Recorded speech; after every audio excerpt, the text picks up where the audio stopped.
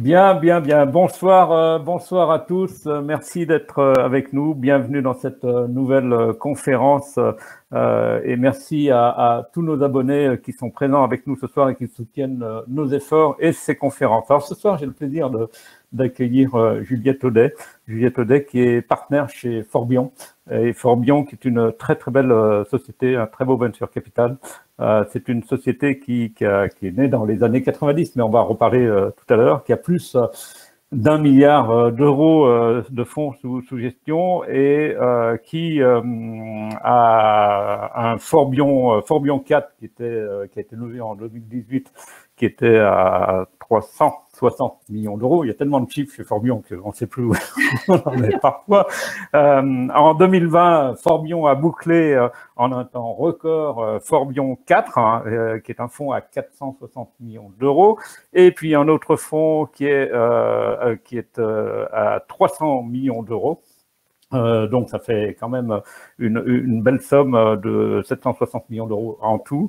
Et puis 2020 a été une année record quand même, parce qu'il y a eu 5 exits réalisés par Forbion. Il y a eu Promedior qui a été cédé à Roche pour 1,4 milliard d'euros. Et puis Candy Therapeutics qui a eu un upfront avec Bayer de 425 millions d'euros. Donc il y en avait 3 autres, mais si on les cite tous, on va passer toute la soirée à citer les chiffres de Forbion qui fait des opérations sans arrêt.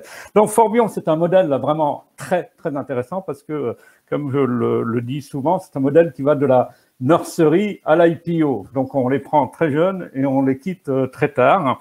Et Juliette, ce soir, vous allez nous parler, merci d'être avec nous encore ce soir, et vous allez nous parler un peu de l'histoire de Forbion, de cette belle aventure.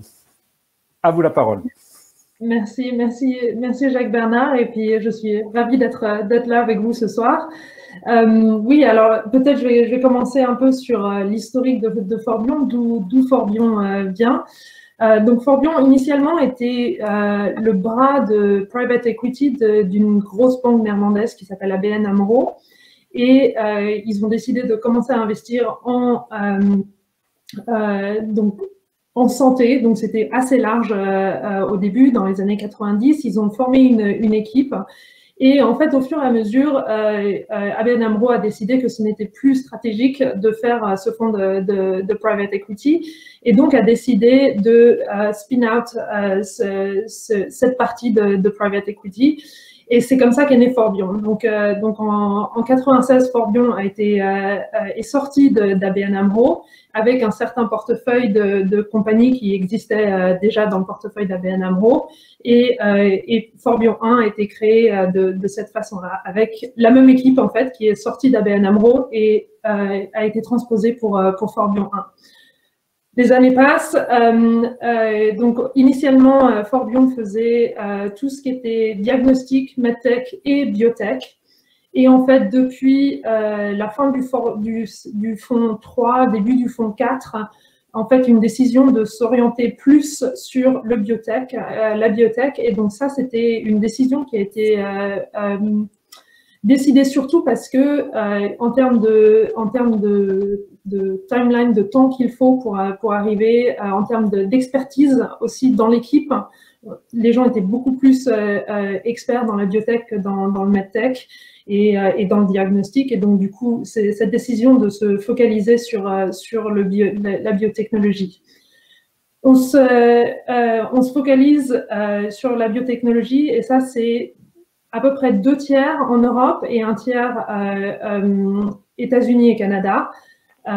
Et donc, vraiment un fonds focalisé sur la biotechnologie en Europe essentiellement. Et comme vous le dites, j'aime beaucoup votre expression de la nursery jusqu'à l'IPO. Donc, en fait, on a une stratégie qui s'appuie sur 3 piliers. Et donc, les 3 piliers, je vais les passer en revue comme ça, on peut bien comprendre comment nous marchons.